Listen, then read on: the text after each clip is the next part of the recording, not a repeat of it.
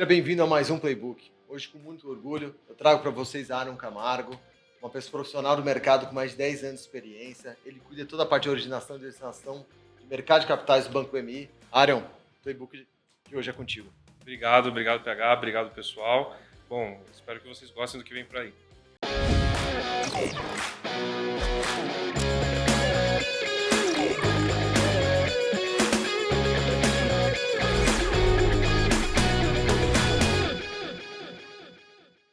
Então vamos lá, sejam bem-vindos a mais um MZ Playbook, onde a gente traz profissionais que são referências no mercado, para acompanhar um pouco do seu conhecimento e a sua jornada no mercado.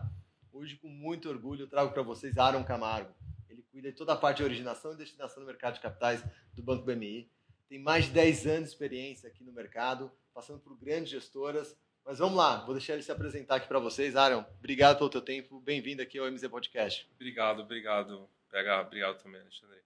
A ideia, acho que é falar de maneira geral sobre estruturas de previdência privada e eu consegui atuar com previdência no Banco Itaú e no Banco Bradesco, na distribuição desse tipo de fundo de produto para a pessoa física especificamente, mas eu acabei passando também por outras casas, né? Então, comecei no Bradesco, numa estrutura de tesouraria, e de lá eu acabei indo para o Itaú, do Itaú fazendo toda a parte de asset allocation para cliente expatriado, e aí acabei passando por algumas outras gestoras, pela Valora, que é uma gestora especializada ali na parte de imobiliário, renda fixa. Lá você tocava a parte de relações com investidores. Lá eu fazia relações com investidores, exatamente. Toda a parte de intermediação para os fundos de investimento 555 e também para os fundos imobiliários, que eram os fundos listados. E de lá eu fui para a Quasar, também para fazer uma parte mais de colocação, distribuição, mais voltado para investidor institucional, principalmente FPC, né, Fundo de Pensão e RPPS. Da Quasar acabei indo para a Integral, tocar também uma distribuição, mas dessa vez não olhando apenas fundos, mas também DCM, CRI, CRA, FDIC, estruturas produtos mais estruturados que a gente chama, e de lá para o Banco Mercantil, que é onde eu estou hoje, tocando tanto a parte de distribuição quanto a parte também de originação, desde o início do negócio, procurando companhias ali para fazer operações de mercado de capitais. Cara, vocês viram que o conteúdo vai ser grande aqui pela experiência dele. E como sempre, meu parceiro de tênis aqui, que agora não está ganhando todos os jogos. Trócoli, tudo bem contigo? Tudo bem, PH. Prazer grande estar aqui nessa entrevista aqui com o Aaron Camargo, que é do BMI. É uma satisfação grande receber você aqui. Muito obrigado por aceitar o nosso convite. E estamos aqui hoje para ouvir, entender e trazer conhecimento. Esse é um projeto educacional da MZ, tá? Que traz conhecimento de vários produtos de investimentos diferentes, e a Previdência realmente é um dos produtos mais importantes do mercado. Com certeza. Então, acredito que o nosso público vai ter uma verdadeira aula, né, sobre Previdência. Com certeza. Vocês viram que você tem experiência em vários produtos. Então, para esse hoje aqui, eu queria pedir toda a tua atenção para essa parte de Previdência. E para a gente começar, então, você pode dar um overview do que é o produto, a diferença entre PGBL e VGBL, até para o pessoal entender mais aqui. Bola contigo. Claro. Eu acho que esse ponto, na verdade, ele é importante para a gente conseguir discernir a diferença principal da previdência privada de um fundo comum, porque as duas estruturas elas são muito parecidas, né? Porque atrás do veículo PGBL ou VGBL existe sim um fundo que é gerido por uma gestora e que às vezes confunde-se, inclusive pelo investidor, o que é cada tipo de produto que aquela gestora ela vai oferecer, né? E normalmente as próprias gestoras que estruturam a estratégia, elas acabam fazendo a mesma estratégia para um fundo de investimento para um fundo de previdência. E aí ela diferencia-se principalmente na alocação, mas a cabeça acaba sendo a mesma, né? O direcionamento do recurso. Então o fundo de previdência, ele acaba tendo como principal ideia um investimento de longo prazo, que vai se usufruir de uma gestora que vai escolher os ativos que vai aportar os recursos, como se fosse um fundo de investimento. Mas pensando no longo prazo, o instrumento ele acaba tendo alguns benefícios fiscais para o investidor que faz a alocação neles. Tá? Ele tem restrição de que ativos ele pode ter esse tipo de produto? Como funciona? Tem. Existem algumas restrições pela instrução, pela CVM, que ela vai definir limites para a classe de ativo. Então, o gestor ele pode fazer algumas alocações que permitem mais flexibilidade em um fundo de investimento se vai alocar em investimento no exterior ou investimentos aqui no Brasil, e no fundo de previdência isso acaba sendo um pouco mais restrito, até por conta do público, né, que normalmente é um público até mais conservador, um pouco mais idoso também. Mas o fundo de previdência, acho que o mais interessante aqui são as características que eles são únicos para fundos de previdência, né? Então, a previdência privada, no final das contas, é um fundo de investimento que vai permitir você ter um benefício de imposto de renda dependendo da situação para longo prazo. Então, se for uma tabela de imposto de renda regressiva, é possível chegar em alíquotas que você não chega em fundos de investimento. Você pode pedir portabilidade no meio do caminho, mudando a estratégia do fundo. Então, um fundo de previdência é diferente de um fundo de investimento que você vai pedir o resgate para depois fazer uma nova alocação. No fundo de previdência, você pode migrar de um fundo de renda fixa para um fundo de renda variável, para um fundo multimercado. Sem resgatar o produto. Sem resgatar o produto, exatamente. E um fundo de previdência, dependendo da estratégia, pensando num planejamento fiscal para filho, por exemplo, ou até mesmo para a própria aposentadoria, é possível driblar o imposto de renda. Então, se você escolher uma tabela de imposto de renda progressiva, em algumas situações, que a gente pode até abordar essas situações, é possível você não pagar o imposto de renda ou pagar e depois ser ressarcido, o que acaba sendo bem interessante. Seria uma questão de, me corrija se eu estiver errado, uma questão de herança, de estar deixando um produto de previdência ou não? Não. Ele não tem a ver com a própria sucessão patrimonial. Ele tem a ver especificamente com uma técnica que você utiliza, pensando na tabela de imposto de renda progressiva, que você pode... exato. Pensando nessa tributação, que você pode usufruir do imposto no momento do resgate e depois no ressarcimento desse imposto. Tá?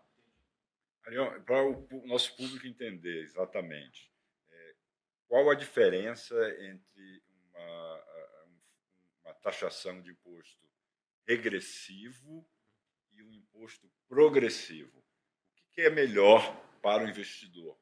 Qual é a dica que você dá para o investidor? Bom, quando você vai fazer a contratação de um plano de previdência, você pode escolher a tabela de imposto de renda. Um fundo de investimento você não pode. Um fundo de investimento você tem fixo um imposto de renda regressivo, que ele vai diminuindo à medida que o tempo vai passando. Então, quanto mais tempo você fica no fundo, menos imposto você paga. E existe essa mesma possibilidade num fundo de previdência.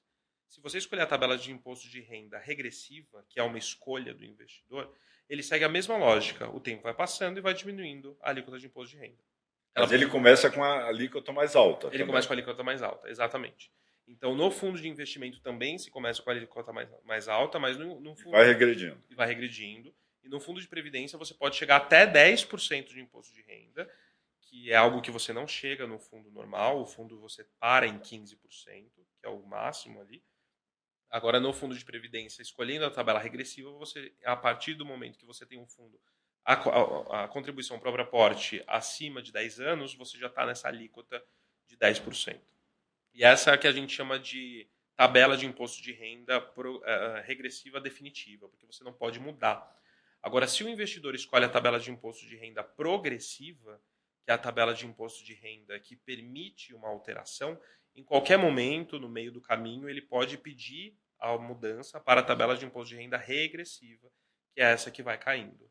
A tabela de imposto de renda progressiva, que é uma das opções à escolha do investidor, é uma tabela de imposto de renda que ela tem fixo uma alíquota que o investidor vai pagar no momento do resgate, e no ano seguinte ele vai fazer a compensação exatamente daquele imposto de renda no momento que ele vai fazer a declaração do IR dentro do sistema. É mais indicado a tabela de imposto de renda regressiva se você vai ficar ali pelo menos acima de 5, 6 anos, que você acaba tendo um imposto de renda que faz jus exatamente ao momento do resgate, né? Caso contrário, uma tabela de imposto de renda progressiva. Mas o investidor, pensando na cultura do produto em previdência privada, é mais interessante ele acabar fazendo uma alocação pensando no longo prazo, né? Porque, no final das contas, como o produto não tem come cotas, a gente trabalha aqui no Brasil com um regime de capitalização em juros compostos, é um investimento que tem vantagens de sucessão patrimonial, acaba sendo mais interessante, de fato, o regressivo, pensando exatamente naquele momento mais para frente. Ele vai ficar com esse investimento por um longo prazo. Exato. E vai ter uma queda na alíquota. Exatamente. E a progressiva, ele vai progredir indefinidamente ou tem um limite dessa progressão? Não, ele tem um imposto de renda fixo de 15%, e no momento que ele faz o resgate, no momento que ele ou faz a transformação de renda ou pede o resgate, ele vai ter esse imposto de renda pago, e no ano seguinte, quando ele faz a declaração do imposto de renda, ele faz a inserção dos dados no sistema da Receita Federal, ele pode ressarcir o recurso, a depender da renda dele, ou ele pode pagar mais imposto de renda se ele estiver numa faixa de uma alíquota maior, né? Então, por exemplo, se você estiver na faixa de alíquota de imposto de renda de 27,5%, vamos supor, você ainda precisaria pagar 12,5% de imposto de renda, suponhamos, né? Perfeito. Porque você tem na cabeça ali a alíquota fechada de 15%. Tá? Então, na tua opinião, você que tem uma experiência aqui de vários produtos, ele é interessante, é um produto exclusivo mesmo para o pessoal buscando uma aposentadoria ou não? Seria um ativo que as pessoas deveriam considerar numa carteira de investimento hoje? Acho que é uma boa pergunta, porque a contratação ela sempre foi muito condicionada a pensar apenas na velhice, apenas na aposentadoria, no momento lá, depois dos 60 anos mais, por exemplo. Mas é um produto que pode ser interessante em qualquer situação, né? Porque já dessa flexibilidade, a possibilidade de você migrar em um cenário, por exemplo, de renda fixa alta, você simplesmente pedir a portabilidade para um fundo multimercado que, de repente, mudou o cenário. A gente viu que a gente saiu de taxa de juros ali de 2%, 3% de 2020, da época da pandemia, para agora para 15%. Se você pedisse resgate para mudar para um fundo de previdência, quer dizer, para um fundo normal, né, de renda fixa, dentro de um fundo de previdência, você só pede essa alteração ali para o seu gerente de relacionamento e, de repente... perde Exato. Você não paga imposto de renda ali na cabeça, né? Então, é interessante mais pensando numa estratégia de longo prazo, estou falando ali de 4, 5, 6 anos, e que não pode ser olhado apenas, o produto ele não deveria, na verdade, ser olhado apenas para essa completude de renda lá na frente. Uma curiosidade, o investidor é muito preocupado com isso, esse investimento em previdência é um investimento que ele pode ter risco de perder o principal investido? Corre esse risco ou não? Ele corre esse risco, mas quando a gente olha a janela, normalmente são janelas de curto prazo, né? E depende também da estratégia do fundo de investimento, porque atrás da Previdência, como eu falei, existe um fundo que ele segue a mesma ideia de rentabilidade diária, de valorização de cota diária, e que em alguns momentos ele pode ter uma certa oscilação, então depende da estratégia. Um fundo de renda fixa, por exemplo, que ele pode alocar mais em títulos públicos ou em crédito privado, ele normalmente tem uma volatilidade menor do que um fundo de investimento com concentração em ação, por exemplo.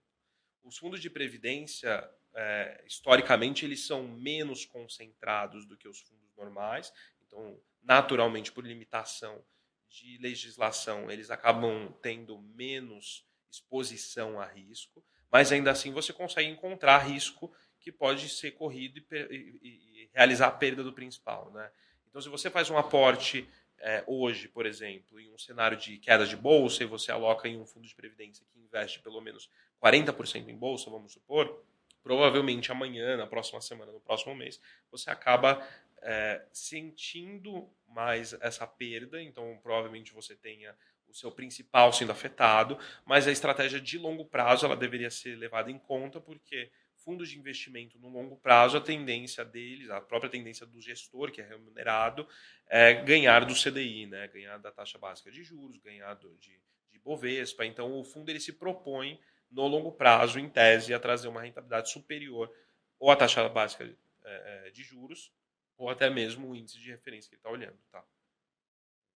Pelo menos foi uma aula. Eu não conhecia essa questão da portabilidade, a tabela regressiva e essa questão de sucessão. Acho que você tem grandes coisas que as pessoas devem reconsiderar, principalmente a portabilidade. Acho que num cenário de economia tão volátil, você ter essa portabilidade para poder mudar a estratégia conforme o cenário está se desenhando, acho que é um produto para se reconsiderar com certeza. Sim, inclusive a portabilidade, óbvio, vai depender da instituição financeira onde você tem o recurso. Não da gestão específica, mas do regulamento do fundo, da seguradora, mas a portabilidade ela trava o seu dinheiro por um determinado tempo.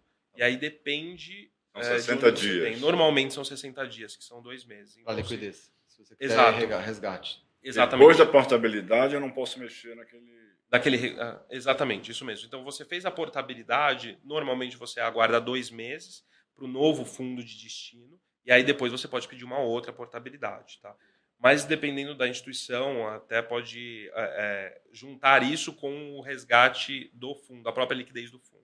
Então, às vezes, você faz portabilidade de 2 meses, mas daí você quer resgatar o seu recurso, e o prazo de cotização, o prazo de entrega daquele recurso para sua conta é de, por exemplo, mais 60 dias. Então, na prática, dão 4 meses. O investidor ele precisa ficar um pouco atento à regra de cada fundo. Tá? Obrigado pela sua explicação. O que eu queria, assim, estava super feliz quando você aceitou o nosso convite, porque eu acho que você tem uma coisa bem única aqui na tua jornada aqui profissional, que eu acho que eu queria compartilhar aqui com o nosso público. Pelo menos de pessoas que trabalham em gestoras em bancos, o primeiro que conheço que participou de um TED já. Sim. E se vocês procurarem o nome do Arion aqui no Google, em rede social, vê que ele é super ativo na parte de compartilhar conhecimento, de estar sempre à exposição. O que você tem de dica na tua jornada? Eu acho que você tem uma jornada super de sucesso aqui no mercado, você passou já por umas 7 casas de nome forte. Como que você vai trilhando a tua jornada? Eu acho que, à medida que eu fui conhecendo o mercado financeiro, eu fui entendendo onde, pelo menos, fazia sentido eu estar e os assuntos que eu gostava. Então, a minha carreira inteira ela sempre foi inclinada para o meio comercial como um todo, né? Desde a tesouraria, que ainda assim era um pouco mais técnico, mas eu ainda fazia parte de sales. A tua formação é Mackenzie, você fez economia, finanças? Eu fiz administração com linha de formação em comércio internacional. Tá bom. E por conta da formação específica, eu acabei indo para a área de câmbio, para a tesouraria de câmbio do Bradesco, que tinha a ver exatamente com o meu bacharel. De lá eu fiz a pós-graduação, também ainda dentro desse ambiente de tesouraria, pensando nisso. Eu fiz engenharia financeira na FIA. Boa. De lá eu fui para o Itaú, quando eu fazia já a parte de assessoria de investimento, principalmente esses clientes que não entendiam do mercado brasileiro, e aí eles vinham para cá para a gente fazer esse asset allocation. Acabei fazendo um curso de Business Supplementary no Canadá, em Toronto, e foi quando eu senti a necessidade de me aprofundar um pouco mais na parte de economia, e eu fiz meu MBA na FIP. Naquela época, eu acabei saindo do Itaú, indo para a Valora, ainda dentro do meio acho que do meio acadêmico, tentando unir bastante. Eu toquei uma vertente ainda comercial, ainda que fosse mais institucional na parte de relacionamento com investidores, né? E da Valora eu concluí, que foi mais ou menos aquela época de pandemia, concluí o curso e aí eu já estava me estruturando para fazer meu mestrado. E hoje eu faço mestrado no Mackenzie, acho que por isso que você trouxe, que é um mestrado acadêmico em administração, mas a minha linha de pesquisa com o meu orientador é uma linha de finanças. Finanças. Exatamente. Muito legal. E fala, Cristian, eu vou te interrompendo. Não, eu acho que eu estou vendo o lado do investidor, tá? Eu vejo que o investidor ele tem dúvidas, como eu vou numa instituição financeira e me oferecem um fundo de previdência. Tá? Só que existem vários fundos de previdência naquela instituição. Que pontos você recomenda que o investidor considere para escolher entre esse leque de opções, tipo taxa de administração, né? Rentabilidade passada? Que pontos você recomendaria como expert no assunto para o investidor considerar na escolha desse fundo que ele vai investir? Cara, acho que uma pergunta muito importante, porque você senta aqui, exatamente como a gente está com o gerente de relacionamento, e aí o gerente ele já vai te dar diversos produtos, um leque de opções, né? E ele fala assim, cara, escolhe, né? Eu acho que o primeiro ponto aqui é o investidor conhecer o seu perfil. Então, se ele é mais conservador, mais moderado, mais agressivo, para ele não ter nenhum tipo de surpresa e nenhum tipo de desconforto. Então, se é um investidor que não gosta de correr risco de maneira alguma, não faz sentido qualquer tipo de indicação ou direcionamento para um fundo que tenha mais volatilidade, mais risco, ou que oscile muito, ou que invista de maneira demasiada em ativos que eles podem ter essa curva e sambar, né? Então, conhecendo o perfil de investidor, falando, olha, estou disposto a correr um pouco mais de risco, é importante definir pelo menos o prazo que você vai deixar aquele recurso, né? Porque se for um dinheiro de fato de curto prazo, e curto prazo para o investidor às vezes ele considera como um mês, mas o curto prazo, para nós planejadores financeiros, a gente acaba considerando 2 anos, mais ou menos, 1 a 2 anos. Não faz sentido colocar num fundo de previdência, que você pode ter uma tabela de imposto de renda que vai comer parte da sua rentabilidade, e às vezes você pode colocar ali num CDB, numa estratégia que pode casar com esse tempo. Então, assim, perfil de investidor e prazo já é essencial. Aí você entender o objetivo para você fazer a composição da carteira. O objetivo desse recurso no longo prazo, ele vai ser para complementar a sua renda, sua aposentadoria, ou ele vai ser para você adquirir, por exemplo, um imóvel, e um fundo de previdência pode ser utilizado para isso, se você pensar ali, por exemplo, em 10 anos. Então, você entender dessa maneira para você conseguir fazer um mix de produto que pode ser mais interessante. Então, conhecendo tudo isso, aí eu iria de fato para a estratégia, para o produto. Então, um fundo multimercado, um fundo de renda fixa, de crédito privado e um fundo de ação, esse mix, essa composição de 3 fundos acaba sendo bem interessante, porque você tem o benefício de crédito privado, o benefício de renda fixa, o benefício de acompanhar a taxa de juros.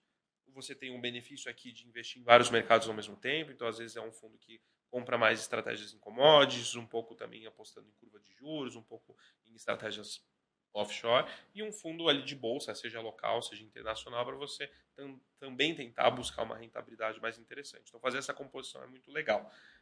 Isso pensando na estratégia do fundo. Sentando, entendendo e definindo a estratégia, aí você escolhe se é PGBL ou VGBL, que é uma pergunta super importante para a gente definir para o investidor pessoa física. Porque a gente sabe até que historicamente, pensando, olhando para trás, na cabeça dos bancos, muitos bancos, com as suas respectivas seguradoras, acabavam tendo metas para os gerentes de relacionamento na colocação de fundos de previdência.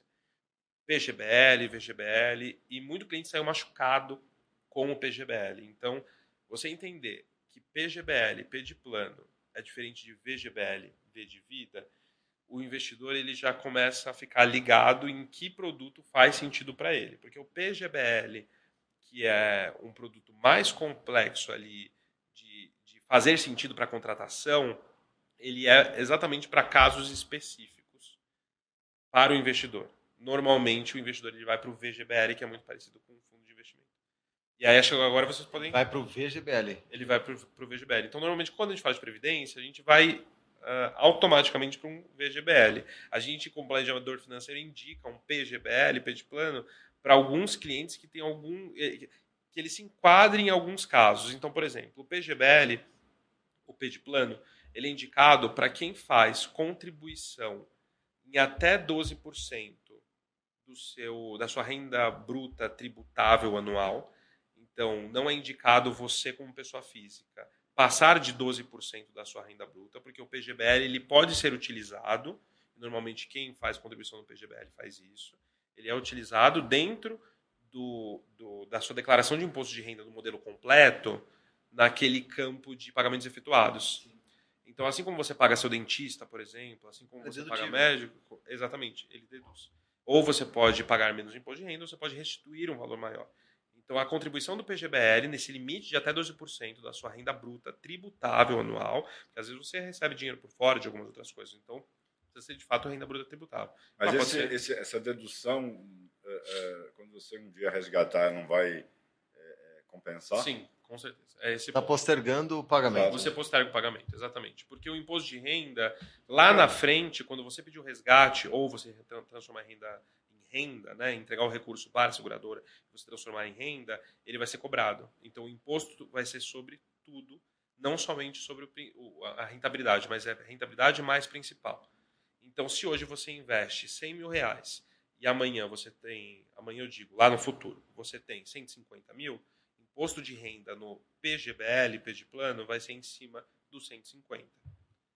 Faz sentido, então, dizer que você está pegando o imposto de renda, parte do imposto de renda você teria pagar agora e deixando ele rendendo para você numa tabela regressiva ao longo do ou tempo. Progressiva. Ou progressiva, conforme as coisas. Mas que lá na frente você vai ser cobrado sobre tudo. É por isso que eu digo, você economiza agora, mas vai bancar esse imposto. Exatamente. Vai estar deixando ele trabalhando dinheiro. Vai trabalhar com dinheiro. Agora, o VGBL não. Ele só incide o imposto sobre o que você ganhou. Exatamente. Ganho. Se eu investir 100 e tenho 150, eu vou pagar só sobre 50. Exatamente. O imposto de renda, independente se for progressivo ou regressivo, no VGBL, V de vida, ele vai ser incidido sobre a evolução de capital. Então, sobre os R$50 mil. Sobre o ganho real. Exatamente. E só no momento do resgate ou no momento da transformação de renda. Diferente de um fundo. Um fundo de investimento, ele tem come-cotas no meio do caminho. Tanto em maio quanto em novembro. No fundo de previdência, No fundo de previdência, não. Exatamente. Vai acabar sendo bem interessante, pensando exatamente nesse longo prazo. O PGBL também tem algumas outras vantagens, né? Mas ele é bem nichado, se vocês forem ver, porque ele é realmente para quem faz a declaração no modelo completo. Se você tem um PGBL, P de plano, e você faz a declaração no modelo simples daqui a um ano, você não vai conseguir utilizar aquela contribuição para fazer qualquer tipo de abatimento. Porque no modelinho lá dentro do sistema da Receita Federal, colocou como simplificado tudo que você tem de contribuição. Dentista, plano de saúde, gasto com as crianças e educação, ele não vai ser considerado. O mesmo acontece com o PGBL. Então, para você indicar um PGBL, você precisa sentar como cliente e você pensar, o que eu faço já de declaração de imposto de renda? Porque se historicamente eu faço simplificado, no próximo ano vai ser o quê? E lembrando que a contribuição do PGBL não é a contribuição perene. Então, se você faz a contribuição esse ano de R$10 mil, por exemplo, no PGBL, são esses R$10 mil que você aportou que você vai conseguir utilizar no próximo ano. Por exemplo, a gente está em 2023, então exercício 23 pensando ali em 24. Quando chegar, ou se eu fizer em 24, por exemplo, no modelo simplificado, eu não vou conseguir utilizar essa mesma contribuição de agora lá para 25.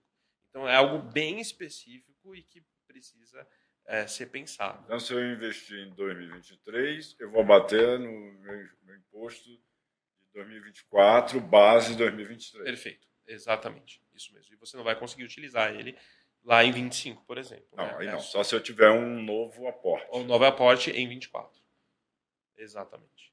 Então, acaba sendo um produto bem nichado e que muitos investidores, ou por desconhecimento, ou até mesmo o não entendimento do gerente de relacionamento, lá no passado, acabavam tendo PGBL e aí não sabiam dessa regra e quando fizeram o resgate acabaram tendo todo aquele estresse.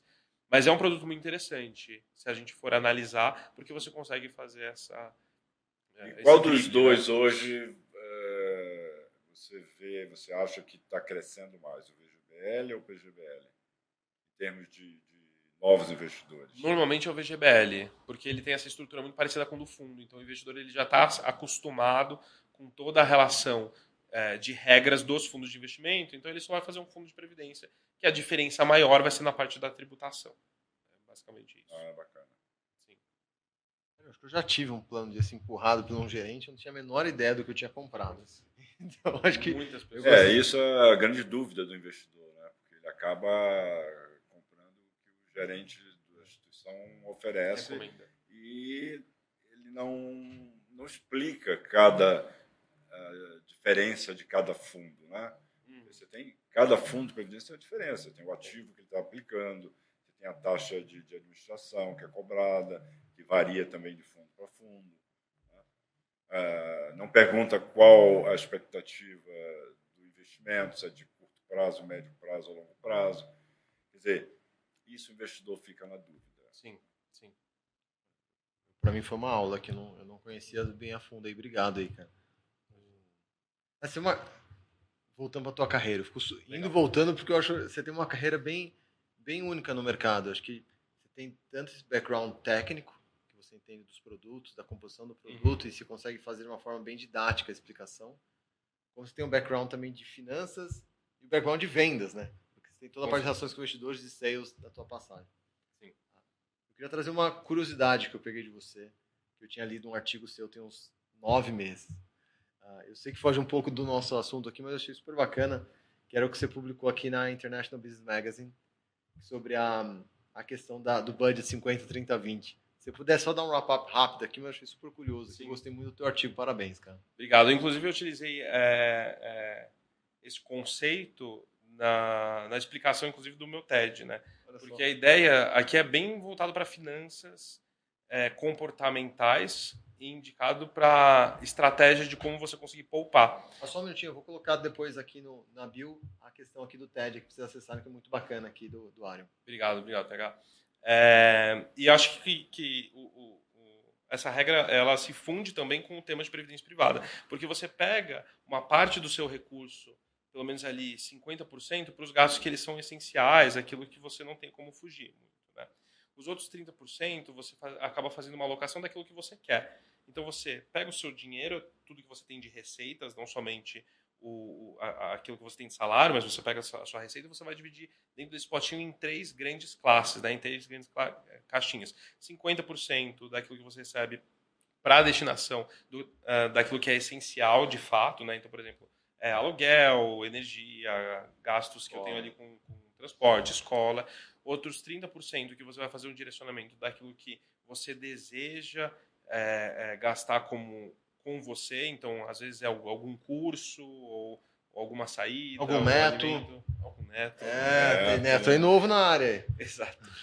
E os outros 20% para fazer um direcionamento para investimentos, tanto de curto prazo, quanto de médio prazo e de longo prazo. Então, a previdência privada ela entraria, inclusive, aí nessa caixinha de 20. Né? E isso é muito adaptável, na verdade, independente de quanto você acaba ganhando, porque você consegue fazer essa divisão. Obviamente, dependendo do seu estilo de vida, você consiga guardar menos e você precisa fazer algum tipo de adaptação. Mas quando você vai olhar para a indústria de investimentos, dentro desse layer de 20% ainda, existem vários produtos que você consegue alocar com muito pouco. Inclusive, os fundos de previdência, dependendo da instituição que você tem cadastrado, você consegue fazer aportes ali esporádicos, não necessariamente todos os meses, mas você consegue fazer aportes de R$100, R$1. Tem instituição que, por exemplo, eu tenho conta em um determinado lugar que eu consiga fazer um aporte de R$1 para abrir um fundo de previdência. Eu posso investir ali R$10, R$20. Então, acho que é um produto bem acessível e que você consegue colocar em prática exatamente esse tipo de regra de você ter a frequência, porque acho que o mais importante para o investidor é ter a frequência da contribuição do que necessariamente pensando apenas no montante que você está investindo. Né? Então, hoje não tem valor mínimo para você abrir um fundo de previdência? Em tese, não. Vai depender do regulamento ou da corretora, do banco onde você está. Mas, na prática, você acaba tendo várias opções com muito pouco. Né? Tem algumas instituições ainda que colocam valor mínimo de aporte inicial de R$5.000, por exemplo, R$10.000, que são valores mais altos. Né? Mas tem outras instituições que normalmente são mais voltadas para o varejo, que quer conquistar aquele cliente, que vai colocar um volume mais baixo. R$100, R$1, que daí você consegue fazer acho que uma diversificação também do produto. Né? Não apenas colocando em um, mas também você fazendo a sua carteira com volumes mais baixos. Uma aula. Gostou? Muito boa. Muitas dicas boas. Cara, de novo, assim, acho que você tem uma carreira que acho que tem que ser uma referência para muita gente. Fiquei super feliz de ver sua constante busca por mais educação e novos desafios. Eu te falei da TED e repito aqui, acho que é super bacana ver um profissional do mercado de capitais indo buscar e sendo referência. Acho que parabéns. Só tenho de agradecer. Obrigado por ter tempo de estar aqui com a gente hoje e tenho certeza que vamos te convidar mais vezes para falar de outros produtos, outros desafios que você está aí na tua jornada. Com certeza. Obrigado pelo tempo de vocês. É um prazer conseguir ajudar o investidor. Então, espero que isso se repita e eu consiga sempre auxiliar vocês. É isso aí, gente.